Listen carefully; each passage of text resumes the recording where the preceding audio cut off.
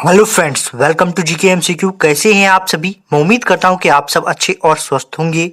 आप लोगों को आज मैं 10 न्यूमेरिकल टोटल कराने वाला हूं और आप लोग को बता दूं कि ये 10 न्यूमेरिकल बार बार रेलवे एग्जाम्स में पूछे जाते हैं। मैंने लगातार एसएससी में, रेलवे में और कई सारे इंपॉर्टेंट एग्जाम में इसको बार बार पूछे जाने वाले ये प्रश्न हैं और ये न्यूमेरिकल्स आप लोगों के सिलेक्शन में काफ़ी मदद करता है। इसलिए इस वीडियो को पूरा लास्ट तक देखिएगा और जो भी चैनल पर नए हैं चैनल को सब्सक्राइब करके बेल आइकन को प्रेस कर लीजिएगा और इस वीडियो को लाइक कर दीजिए। आप लोग वीडियो देख के बताइएगा कि आपको वीडियो कैसा लगा और इस वीडियो को शेयर कर दीजिए अपने व्हाट्सएप एंड फेसबुक ग्रुप्स में, जहां भी शेयर करने का मौका मिलता है दोस्तों शेयर कर दीजिए। चलिए हम लोग क्वेश्चन स्टार्ट करते हैं। पहला क्वेश्चन है 20 न्यूटन का एक बल 20 न्यूटन का एक बल एक वस्तु को 2 मीटर विस्थापित कर देता है और 20 जूल कार्य करता है, तो बल और विस्थापन के बीच का कोण है। तो बल और विस्थापन के बीच का कोण कितने डिग्री का होगा? तो मुझे ये यहाँ पर पता लगाना है। पहले ऑप्शन में 120 डिग्री दिया है, दूसरे ऑप्शन में 60 डिग्री दिया है, तीसरे ऑप्शन में 90 डिग्री दिया है और चौथे ऑप्शन में 0 डिग्री दिया हुआ है। चलिए हम लोग इस क्वेश्चन को सॉल्व करते हैं, इस न्यूमेरिकल को हम लोग सॉल्व करते हैं। पहला न्यूमेरिकल, यहाँ पे जो चीज हमको दिया गया है सबसे पहले हम लोग उस चीज को लिख लेंगे। हमें जो दिया गया है उसमें से हमको एफ है यानी फोर्स जो है दिया हुआ वो आप लोग को 20 न्यूटन है। फोर्स कितना है? 20 न्यूटन है। और डी डिस्प्लेसमेंट जो दिया हुआ है हमको वो हमको 2 मीटर है, जिसको हम लोग एस से सूचित करते हैं। एस से सूचित करते हैं तो एस जो है डी दिया हुआ है वो 2 मीटर दिया हुआ है। और हम लोग का जो फॉर्मूला होता है वो जो होता है बल और विस्थापन के बीच के कोण का जो फॉर्मूला होता है वो होता है W बराबर F into S cos theta. ये फॉर्मूला होता है। हम लोग इसी पर जो है इस न्यूमेरिकल को सॉल्व करेंगे क्योंकि ये न्यूमेरिकल इसी पर बनेगा। तो हमें जो यहाँ पे वर्क जो दिया गया है, डब्ल्यू जो दिया गया है, डब्ल्यू हम लोगों का वो दिया गया है हम लोगों को 20 जूल और 20 जूल कार्य करता है, यहाँ पर लिखा हुआ है। तो डब्ल्यू यहाँ पे हम लोग 20 जूल ले लेंगे। एफ हम लोगों को 20 दिया हुआ है, एस हम लोगों को 2 मीटर की दूरी विस्थापित कर देता है तो 2 मीटर दिया हुआ है। और हमको क्या निकालना है? तो हमको निकालना है कॉस थीटा। तो हम यहाँ पे कॉस थीटा लिख देंगे। तो यहाँ पे 20 को हम क्या करेंगे, बराबर के इस साइड ले जाएंगे। यहाँ पे इधर ये गुना में है तो इधर जाएगा तो भागा में हो जाएगा। तो ये हो गया 20/20 और फिर यहाँ पे हम लोगों को बचा 2 इंटू कॉस थीटा। तो ये हम लोग को यहाँ पे बचा, जैसा कि आप लोग देख रहे हैं यहाँ पे हमको बचा 20 इंटू 20 बराबर बचा 2 इंटू कॉस थीटा बचा। तो फिर हम लोग इसको क्या करेंगे, यहाँ पे सॉल्व कर देंगे। तो यहाँ हो जाता है 1, तो ये क्या हो गया 1/1 हो गया और 1 बराबर 2 इंटू कॉस थीटा हो गया। तो कॉस थीटा हो गया। तो यहाँ पे हमको 1 इधर ये मल्टीप्लाई में इधर चले आएगा तो डिवाइड में 1/2 बराबर कॉस थीटा हो गया। तो यहाँ पे कॉस थीटा बराबर हम लोग लिख सकते हैं 1/2 लिख सकते हैं। तो फिर हम इसी को जब आगे बढ़ाते हैं तो कॉस थीटा बराबर यहाँ पे हम लोग देखते हैं कि 1/2 जो होता है वो कॉस 60 डिग्री का मान होता है। 1/2 जो होता है वो कॉस 60 डिग्री का मान होता है। हम लोगों को पहले से पता है, हम लोग मैथ में त्रिगोनोमेट्री में या पढ़ चुके हैं। तो यहाँ पे कॉस 60 डिग्री जो है यहाँ पे हम लोग लिख देंगे और थीटा इक्वल टू हम लोगों को हो जाएगा 60 डिग्री। तो ये पहला न्यूमेरिकल जो है आप लोगों को यहाँ पे सॉल्व हो गया। चलिए हम लोग दूसरे न्यूमेरिकल्स की ओर आगे बढ़ते हैं। दूसरा न्यूमेरिकल हम लोग का जो है उस न्यूमेरिकल को हम लोग करेंगे। दूसरा न्यूमेरिकल हम लोग का क्या होगा, हम लोग उसकी ओर आगे बढ़ेंगे। चलिए चलिए क्वेश्चन आप लोग को सही से दिख रहा है। एक कूली जमीन से 20 केजी का सामान उठाता है और उसे जमीन से 2 मीटर ऊपर अपने सर पर रखता है। सामान पर ऊपर द्वारा किए गए कार्य की गणना कीजिए। यहाँ पे जी जो दिया हुआ वो 10 मीटर पर सेकेंड स्क्वायर दिया हुआ है।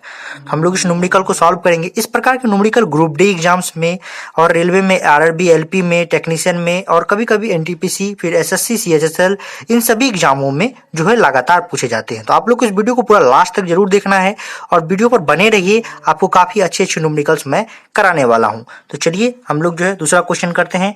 यहाँ पे हम लोगों को दिया हुआ है क्या है, एक कूली जमीन से 20 केजी का सामान उठाता है। तो द्रव्यमान कितना केजी का उठाता है? तो 20 केजी का। तो यहाँ पे 20 केजी का वह सामान उठाता है तो m बराबर 20 केजी हम लोग ले लेंगे। और कहता है कि और उसे जमीन से 2 मीटर अपने जो है जमीन से 2 मीटर जो है वो क्या करता है अपने सर पर रखता है। तो हाइट जो हो गई, एच जो हो गया वो कितना हो गया, वो 2 मीटर हो गया। और जी तो हम लोगों को दिया हुआ है कि जी कितना लेना है हम लोगों को 10 मीटर पर सेकंड स्क्वायर लेना है, हम लोगों को बताया गया है। तो हम लोग को यहाँ पे एक फॉर्मूला होता है कि किए गए कार्य की हम लोग को गणना करना है। हमें क्या निकालना है, तो हमें निकालना है W। तो W बराबर एक फॉर्मूला होता है mgh, m इंटू जी इंटू एच होता है। तो यहाँ पे हम लोग W रखेंगे और यहाँ पर इस फॉर्मूला को जो है सही से बैठाएंगे। तो m यहाँ पे 20 हुआ, G हम लोगों का 10 है और H हम लोगों का 2 है। तो यहाँ पे W बराबर जो हो जाएगा वो हो जाएगा 400 और यहाँ पे हो जाएगा जूल, क्योंकि कार्य को हम लोग जूल से सूचित करते हैं यहाँ पे, तो इसलिए यहाँ पे जो है जूल हो जाएगा। चलिए हम लोग आगे बढ़ते हैं और आगे के क्वेश्चन को करते हैं।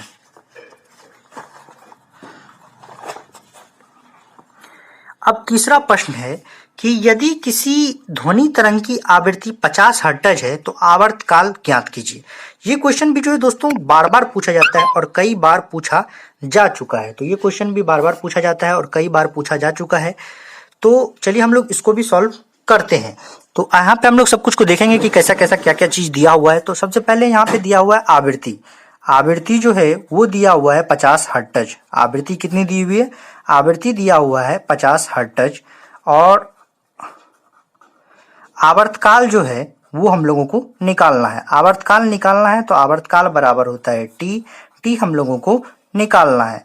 तो टी बराबर क्या होता है, टी बराबर होता है 1/n। तो यहाँ पे क्या करेंगे हम लोग 1/50 करेंगे तो हमको कितना आ जाता है 0.02 जो है आ जाता है। तो यहाँ पे 1/50 करते हैं तो 50 से इधर में 1 में डिवाइड करेंगे तो हमको 0.02 हो जाएगा। तो हमको इतना हम लोगों को हो जाएगा। तो हम यहाँ पे हम लोग को 0.02 सेकेंड जो है इस क्वेश्चन का आंसर हो जाएगा। चलिए हम लोग आगे बढ़ते हैं और जो है चौथे नंबर के क्वेश्चंस को करते हैं। चौथा नंबर का क्वेश्चन भी काफी अच्छा है और आप लोगों के लिए काफी उपयोग है और ग्रुप डी एग्जाम्स में और RRBLP टेक्नीशियंस में इस प्रकार के क्वेश्चंस और रेलवे के कई सारे एग्जामों में इस प्रकार के क्वेश्चन। 4 नंबर का क्वेश्चन है, कंपन कर रही वस्तु का समय अंतराल 0.04 सेकंड है तो तरंग की आवृत्ति होगी। इस क्वेश्चन को हमने पहले सॉल्व कर लिया है क्योंकि मैंने सॉल्व किया था बट ये क्वेश्चन शूट नहीं हो पाया, इसीलिए जो है आप लोगों को यह मैं फिर से शूट कर रहा हूँ, इसीलिए जो है पहले से सॉल्व किया हुआ यहाँ नजर आ रहा है। 2 क्वेश्चन पहले सॉल्व होंगे। तो आवर्तकाल टी बराबर 0.04 सेकंड है, आवृत्ति हम लोग को निकालना है। तो हम लोग का जो फॉर्मूला होता है वो होता है आवर्तकाल बराबर 1 जो है समय होता है, समय अंतराल। तो टी यहाँ पे हम लोग को जो है ये 1 आवर्तकाल होता है। आवृत्ति बराबर हम लोग का फॉर्मूला होता है 1 आवर्तकाल होता है।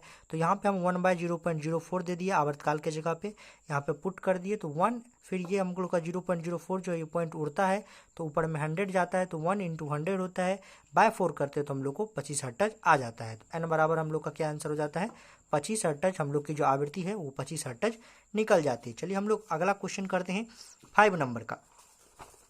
5 नंबर का क्वेश्चन है, ध्वनि तरंग 339 मीटर पर सेकंड की गति से यात्रा करती है। यदि इसकी तरंग दैर्घ्य 1.5 सेंटीमीटर है तो तरंग की आवृत्ति क्या होगी। तरंग की आवृत्ति क्या होगी। तो अभी यहाँ पे जो ध्वनि की जो गति होती है, ध्वनि की गति बराबर होता है b बराबर 339 मीटर पर सेकंड। ध्वनि की गति जो होती है उसको कहते हैं हम लोग v से सूचित करते हैं, b बराबर 339 मीटर पर सेकंड है। ध्वनि की जो तरंग दैर्घ्य दी हुई है वो दिया हुआ है 1.5 सेंटीमीटर। इसको जब हम लोग मीटर में बदलते हैं तो यहाँ 100 से डिवाइड करते हैं तो यहाँ पे हम लोग को मीटर में आता है। तो ध्वनि की गति v और बराबर आवृत्ति n इंटू तरंग दैर्घ्य जो होता है इसका फॉर्मूला होता है। ध्वनि की गति बराबर होता है आवृत्ति इंटू तरंग दैर्घ्य। तो आवृत्ति को n से सूचित करते हैं, तरंग दैर्घ्य को लैम्डा से। तो यहाँ पे हम लोग आवृत्ति बराबर फॉर्मूला लगाए कि इसका ये जो है इधर मल्टीप्लाई में था तो इधर डिवाइड में चला गया तो ध्वनि की गति बाय तरंग दैर्घ्य हो गया। फिर हम लोग इसको लगाते हैं तो 339 बाय 1.5 बाय 100। जब हम लोग इसको ऊपर में मीटर में चेंज किए थे तो यहाँ पे बाय 100 में आता है, तो फिर ये मल्टीप्लाई करते हैं तो ऊपर में 100 में जाता है। फिर यहाँ से भी हम इसको पॉइंट उड़ाएंगे तो ऊपर में एक और 10 जाएगा। फिर हम लोग इस सबको मल्टीप्लाई करके जब क्रॉस काटेंगे तो हम लोग को आंसर जो हो जाएगा 226 फिर 300 जीरो हो जाएगा। यदि आप लोग को विश्वास नहीं हो रहा है तो हम लोग करके एक बार देख लेते हैं। तो यहाँ पे हम लोग इसको उड़ाएंगे तो यहाँ पे आया हम लोग का 10। अब हम इसको काटेंगे तो 15 2 जा 30 होता है और फिर 39 आ गया। तो 39 जब आ गया तो हम लोग को हो जाएगा तो 15 जो है 2 जा 30 और फिर आएगा हमको 9 बच गया, यहाँ पे फिर एक जीरो इसमें आ जाएगा तो 15 6 जा हो जाएगा। तो वो हो जाएगा आप लोगों को तो 15 6 जा 90। तो इतना आंसर हम लोग का हो जाएगा। चलिए हम लोग आगे बढ़ते हैं और 6 नंबर के क्वेश्चंस को करते हैं। इसको मैंने सॉल्व नहीं किया हुआ, आप लोगों के सामने में सॉल्व करके आप लोगों को दिखाऊंगा। एक माध्यम जिसका अपवर्तनांक सूचकांक 1.5 है 1.5 है में तो प्रकाश की गति होगी। तो प्रकाश की गति जो है वो हम लोगों को जो है इसमें हम लोग को निकालना है, जिसका अपवर्तनांक सूचकांक हम लोग को दिया हुआ है, वो अपवर्तनांक हम लोग को दिया हुआ है 1.5। तो अभी हम लोग को क्या क्या दिया हुआ है, तो अपवर्तनांक हम लोग को दिया हुआ है, अपवर्तनांक हम लोग को दिया हुआ है 1.5। हम लोग को पता है कि निर्वात में प्रकाश की चाल जो होती है, निर्वात में प्रकाश की चाल, निर्वात में जो प्रकाश की चाल होती है वो होती है आप लोग को 3 × 10⁸ मीटर पर सेकेंड। ये होता है हम लोग का निर्वात में प्रकाश की चाल। तो हम लोग का जो अपवर्तनांक बराबर फॉर्मूला होता है, अपवर्तनांक बराबर फॉर्मूला जो होता है वो होता है, मैं आप लोग को बताता हूँ, अपवर्तनांक बराबर जो फॉर्मूला होता है वो होता है निर्वात में प्रकाश की चाल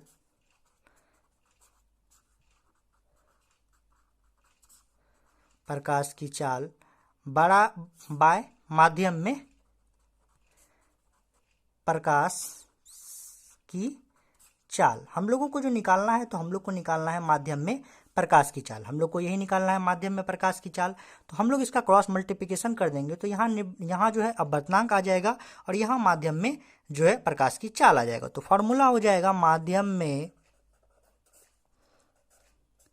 प्रकाश की चाल बराबर निर्वात में प्रकाश की चाल बाय अपवर्तनांक।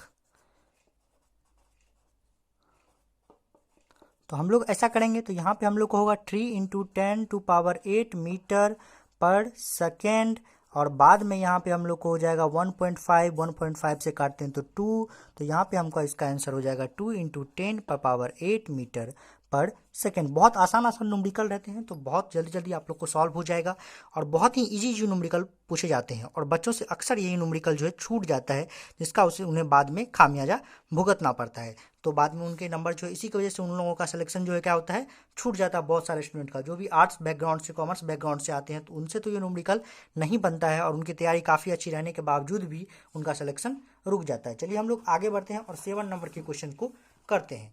पहला, 10 वोल्ट के विभवांतर वाले दो बिंदुओं के बीच 4 कूलाम के चार्ज को स्थानांतरित करने में कितना काम किया जाता है। तो अभी हम लोग इस क्वेश्चन को सॉल्व करेंगे। इस क्वेश्चन को सॉल्व करने पर हम लोग को पता है कि यहाँ पे विभवांतर हम लोग का दिया हुआ है, विभवांतर हम लोग का जो भी है वो दिया हुआ है हम लोग का 10 वोल्ट। भी कितना दिया हुआ है, विभवांतर 10 वोल्ट दिया हुआ है। आवेश जो है Q वो हम लोग का दिया हुआ है 4 कूलाम और हम लोग को निकालना है W, कार्य, कितना काम किया जाता है। काम पूछ लिया तो हम लोग को कार्य पूछ रहा है, कार्य हम लोग को निकालना है। तो V बराबर जो फॉर्मूला होता है वो होता है W/Q, यानी कि कार्य बाय आवेश, ये फॉर्मूला होता है विभवांतर बराबर। तो यहाँ पे हम लोग जब इसका क्रॉस मल्टीप्लिकेशन करते हैं तो हम लोग को जो है क्या होता है, W बराबर हो जाता है V × U। जब यहाँ से यहाँ क्रॉस मल्टीप्लिकेशन करते हैं, नहीं कुछ है तो यहाँ 1 है, तो जब हम यहाँ से क्रॉस मल्टीप्लिकेशन करते हैं तो W बराबर हो जाता है V × Q। तो W बराबर यदि V × Q हो जाता है तो फिर हम लोग यहाँ पे W निकालना है तो यहाँ पे हो जाएगा 10 × 4, तो हमको हो जाएगा यहाँ पे Q जो है किया गया कार्य जो हो गया वो कितना हो गया 40। तो 40 जूल जो है किया गया कार्य को हम लोग क्या करते हैं, कार्य का जो मात्रक होता है जूल होता है, तो इसको हम लोग जूल में सूचित करते हैं। तो 40 जूल जो है इसका आंसर हो जाएगा। चलिए हम लोग अगला न्यूमेरिकल सॉल्व करते हैं और अगला न्यूमेरिकल भी मैं पढ़ के सुनाता हूँ। न्यूमेरिकल्स काफ़ी अच्छे और हेल्पफुल हैं। विद्युत बल्ब एक फिलामेंट द्वारा 1 मिनट में 0.75 एम्पियर की धारा ली जाती है। धारा के माध्यम से प्रभावित होने वाले विद्युत आवेश की मात्रा ज्ञात कीजिए। विद्युत आवेश की मात्रा हम लोगों को ज्ञात करना है कि विद्युत आवेश की मात्रा कितनी होगी, हम लोग को यह ज्ञात करना है। तो सबसे पहले किसी परिपथ में जो होती है प्रभावित होने वाली धारा जो होती है विद्युत धारा, वो I बराबर जो हम लोग का जो आवेश बाय समय फॉर्मूला होता है कि I बराबर Q/T जो होता है हम लोग का फॉर्मूला होता है कि I बराबर Q/T। तो हम लोग को यहाँ पे I जो दिया हुआ है वो दिया हुआ है 0.75 एम्पियर और Q हम लोगों को निकालना है और T हम लोगों को दिया हुआ है 60 सेकेंड। T हम लोग को 60 सेकेंड दिया हुआ है। तो हम लोग का जो फॉर्मूला होता है I बराबर Q/T, तो हम लोग उसी पे बैठाएंगे। तो I यहाँ पे 0.75 है और हम लोग को जो है Q जो है हम लोग को निकालना है और T हम लोग को 60 दिया हुआ है। तो Q बराबर हो जाएगा, वहीं क्रॉस मल्टीप्लिकेशन से नहीं कुछ है तो 1 होगा, क्रॉस मल्टीप्लिकेशन से Q और यहाँ पे 60 × 0.75 हो गया। तो अब यहाँ पे ये नहीं कुछ है तो यहाँ पे उड़ गया, तो ये हो गया कितना 100 और फिर ये 100 हो गया।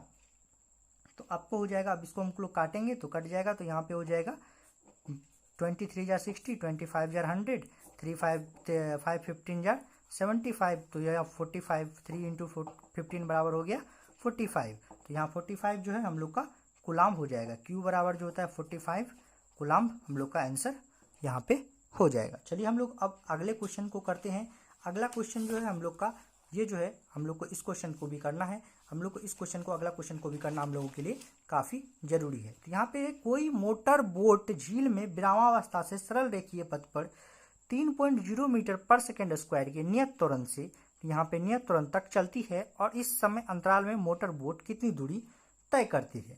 तो सबसे पहले हम इस क्वेश्चन में देखेंगे हम लोग को डाटा क्या क्या दिया हुआ है। तो सबसे पहले हम लोग का दिया हुआ है कोई मोटर बोट झील में विरामावस्था से। तो विरामावस्था जैसे ही समझ में आया तो यू यहाँ पे प्रारंभिक दूरी जो है वो दिया हुआ है 0। यू क्या दिया हुआ है? प्रारंभिक दूरी 0। यदि आप लोगों ने 9th 10th में हल्का सा भी पढ़ा होगा तो आपको ये न्यूमेरिकल आसानी से समझ में आ रहे होंगे। यदि आपने नहीं पढ़ा है, बिल्कुल नहीं पढ़ा है, तब आपको थोड़ी प्रॉब्लम हो सकती है। तो यहाँ पे हम लोग को एक्सेलरेशन कितना दिया हुआ है? एक्सेलरेशन हम लोग को दिया है 3.0 मीटर पर सेकेंड स्क्वायर। हम लोग को टी कितना दिया हुआ है? टी दिया हुआ है हम लोग को 8 सेकेंड। हम लोग को क्या निकालना है? एस निकालना है। हम लोग को क्या कर रहा है? दूरी तय कितनी दूरी तय करती है, तो एस निकालना है। तो यहाँ पे हम लोग का फॉर्मूला हो जाएगा एस बराबर U T plus half A T square. और u 0 है तो यहाँ का ये जो मान हो गया ये 0 हो जाएगा, और यहाँ प्लस हो गया तो यहाँ हाफ हो गया इंटू 3 हो गया, और यहाँ 8 का स्क्वायर हो गया। तो 8 का स्क्वायर कर लेंगे तो हम लोग यहाँ पे हाफ इंटू 3 इंटू 64 हो गया, और इसको काट देंगे तो हम लोग 32 हो गया, और 32 को काट देते तो हम लोग इसको मल्टीप्लाई करते तो 96 हो गया। तो 96 मीटर जो इस क्वेश्चन का राइट आंसर हो जाएगा। अतः मोटर बोट द्वारा तय की गई जो दूरी होगी वो कितना होगी? 96 मीटर जो है मोटर बोट द्वारा तय की गई दूरी होगी। चलिए हम लोग आगे बढ़ते हैं और आज के लास्ट क्वेश्चन को करते हैं। आज का लास्ट क्वेश्चन जो है वो है 2 ओम 3 ओम तथा 6 ओम के 3 प्रतिरोध को श्रेणी क्रम में जोड़ने पर प्रतिरोध प्राप्त होगा। जब किसी भी चीज़ में यहाँ पर रेसिस्टेंस का सवाल है तो किसी भी प्रतिरोध को जब हम लोग जो है इलेक्ट्रिसिटी का जो है क्वेश्चन है ये, तो किसी भी प्रतिरोध में हम लोग जो श्रेणी क्रम में जोड़ते हैं तो सीधा हम लोग उसको जोड़ देते हैं। इसमें ज़्यादा कुछ लफड़ा नहीं होता है। हम लोग तीनों जो है यहाँ पे R1 हम लोग को दिया हुआ है 2 ओम, और फिर R2 हम लोग को दिया हुआ है 3 ओम, और R3 दिया हुआ है हम लोग को 6 ओम। हम तीनों को जोड़ देंगे तो 2 + 3 + 6 तो हमको हो गया 11। तो यहाँ पे 11 ओम मेरा इसका राइट आंसर हो जाएगा। आपको ऑप्शन में 11 ओम दिया होगा, आप लोग राइट आंसर हो जाएगा। तो सवाल में इतना सॉल्व करने की कोई जरूरत नहीं होती है, आप लोग डायरेक्ट क्लिक कीजिएगा तो यहाँ पे तुरंत जोड़ लेना है। सीधा श्रेणी क्रम देखें तो श्रेणी क्रम में जोड़ने का प्रतिरोध होता है, तो सीधा जोड़ देंगे 2 ओम + 3 ओम + 5 ओम, तो 2 3 5 5 6 11 ओम आंसर हो जाएगा। तो आज के लिए बस इतना ही रहने देते हैं। आप लोग को वीडियो कैसा लगा कमेंट बॉक्स में बताइए। मैं समझ रहा हूँ कि वीडियो में थोड़ी सी खामियां हो चुकी है, तो मैं इसके लिए माफ़ी चाहता हूँ, क्योंकि ये मेरा फर्स्ट वीडियो है इस टाइप से, इसलिए थोड़ी सी खामियां हो रही। धीरे धीरे इम्प्रूवमेंट होगा और मैं इम्प्रूवमेंट करने की कोशिश करूँगा, और कोशिश करूँगा कि बोर्ड पर इसको ले जा सकूँ किसी तरह। तो चलिए आज जो है आज के लिए बस इतना ही रहने देते हैं। आप लोग इस चैनल पर नए हैं, चैनल को सब्सक्राइब कर लीजिएगा और बेल आइकन को प्रेस कर लीजिएगा। चलिए मिलते हैं नेक्स्ट वीडियो में। Okay bye. जय हिंद, वंदे मातरम।